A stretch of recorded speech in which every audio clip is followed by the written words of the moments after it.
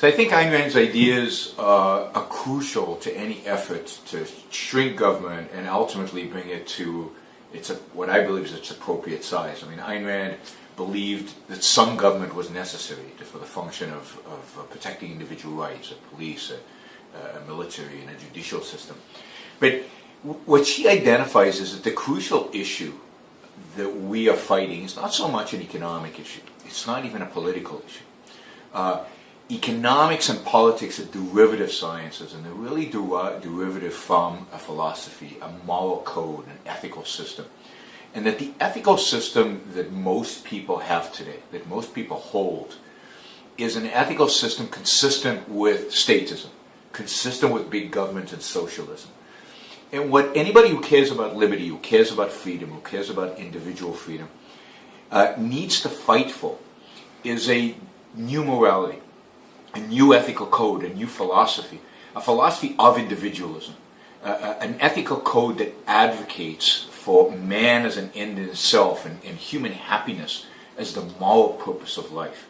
The ethical code that we live in today, that the culture has adopted, and unfortunately many people, even within the liberty movement, have adopted, is an ethical code that states that the good is being selfless, that the good is sacrifice, that the good is what you do to other people. What Ayn Rand says is, why? Why should my life, from the moment I'm born, be at the service of others? And she rejects that, and she says if we really believe in freedom, then we believe in man as an end in itself. We believe in human life as the standard of morality. We should believe that life and individual happiness are the standard for that, and for that we need a rational moral code that explains, that tells us what does happiness require, what does life and success require. It requires rational thinking, it requires having self-esteem, it requires the trader principle, which we talk about in the book. It requires being productive and being willing to trade. And the enemy of human success, the enemy of human life, the enemy of reason, which is so crucial to successful life, the enemy of reason is coercion, is force. And that's why we're advocates for liberty. We're advocates for liberty because we're advocates for morality of self-interest. And morality of self-interest requires that man be free of coercion. And then we want to establish a society that's free of coercion, and that's limited government capitalism. That is the capitalist social system. It is a system based on trade, based on voluntary exchange, where people are pursuing their own self-interest, free of coercion from other people, and free of coercion from the state.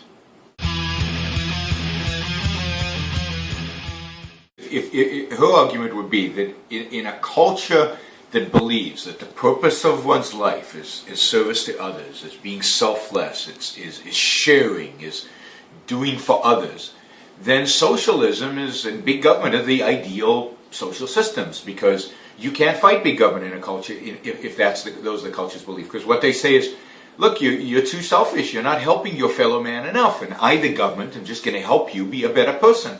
I'm going to take some of your money and give it to them. It's theirs anyway. They deserve it. That's your moral. You believe that, right?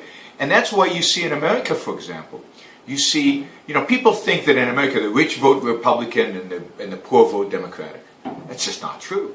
In the last election, Obama won 8 of the richest counties in the United States. Rich people vote for Obama, and it's not just because they think they'll get favors from him.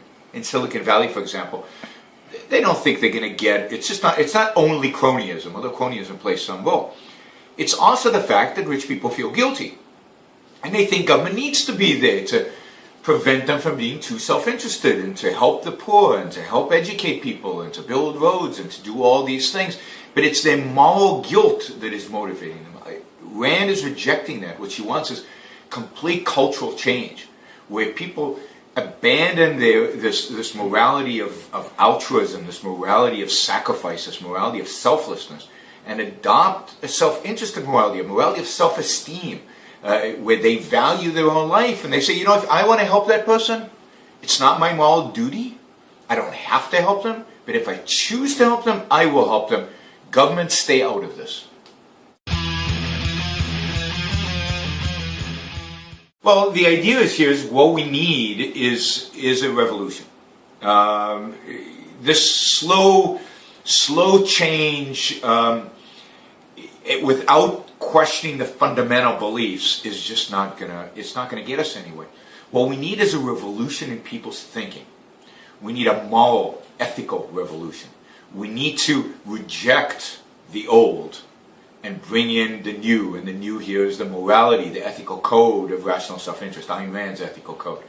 So that is the real revolution. I mean, it sounds like what we want is an economic revolution, but the economic revolution is the outcome of a deeper revolution, a revolution about morality, and as a consequence, about what profits mean, what business means, with the virtue of profit, the virtue of business, the virtue of capitalism.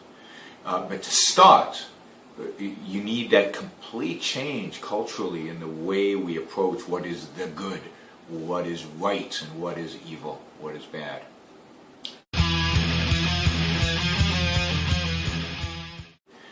Well, the problem that prevents the revolution is really 2,000 years of philosophy that is the foundation of statism. It's so ingrained in the psyche and the way that people think about the world. So that the problem is that you have to overcome the teachings of most religions. You have to overcome the teachings, really of all religion, but also of all the secular philosophers, particularly secular philosophers of the last 200 years. They were all advocates of this morality of sacrifice, and as a consequence, advocates of statism. So the battle is a very deep battle, and it's a battle about core values. And you're going up against a whole tradition of really 2,000 years of these core fundamental values that people hold.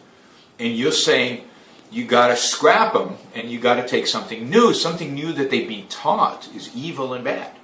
Because we're taught from when we're very little that self-interest is bad, that pursuing your own interests, that thinking about yourself first is evil and wrong. That is hard to overcome when you're going against what mothers tell their children every day. Right? So that's the challenge. And unfortunately, I think that part of the problem for the advocates of capitalism is that so many of the advocates have always focused on economic arguments and on the political arguments. And part of the challenge the book presents, and part of the challenge Ayn Rand presents, is to think deeper. We're challenging the status quo in politics. Good. We're challenging the status quo in economics. Good. But the causes of the status quo is fundamental ethical, philosophical beliefs, and those need to be challenged as well.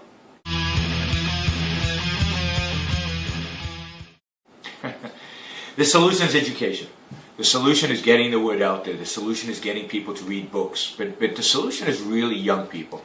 We need to engage with young people. You know, when kids go to school, in America at least, they get bombarded by leftist propaganda. From when they're 5 years old, in the kindergarten, they get environmentalism and collectivism, and it's all driven into them, and they taught history that portrays capitalism as evil and capitalism as bad. The thing that saves us are hormones, right? When a kid gets to 14, they don't believe anything anybody tells them. They rebel. They reject authority. They open their minds. They want to discover the truth. They're open to new ideas. And we've got a window between 14 and maybe 25, maybe 30. But the window closes at some point where people become committed to the ideas that they believe in. And it's very hard to change people after 30. So we need to engage young people with the new ideas. We need to take advantage of this opportunity where they're searching for truth and provide them with new material, new content, new ideas that challenge the authorities that they're listening to. What we need is a youth movement. What we need is to really engage young people, but engage them with the fundamental ideas, engage them philosophically, engage them with what it's going to take to really bring about the revolution, the free market revolution that we want.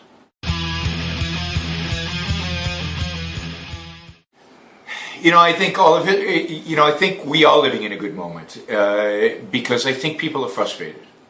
I think people are upset. They don't understand the world. economic progress has kind of halted. In the West, at least, we're living through an era of stagnation. And people are questioning, they're asking questions. And I think this is the time where we can go in and provide answers. When people think things are pretty good, when everything's going well, people are not interested. Everything's the same. They don't have to challenge themselves. But now is a good moment. And partially you can see this in sales of Ayn Rand's books. Atlas Shrugged, which when she was alive, sold about 100,000 copies a year. Sold in 2008 over 200,000 copies. And in 2009, just in the midst of the financial crisis, sold 500,000 copies. So Americans were saying, what's going on?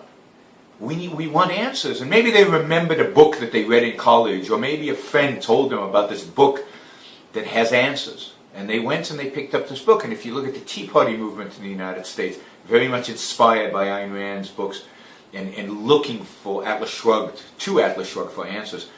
So I think it is a moment in history, and I don't think we have a lot of time, because I think the statists are gaining power. They're getting bigger, they're getting stronger, and they're getting more brazen, more emboldened. I think we have a limited amount of time, but now is a unique opportunity. We need to capitalize it. We need to get the word out there. We need to get the message out there. We need to rally people to the cause of liberty, to the cause of individual rights, to the cause of rational self-interest.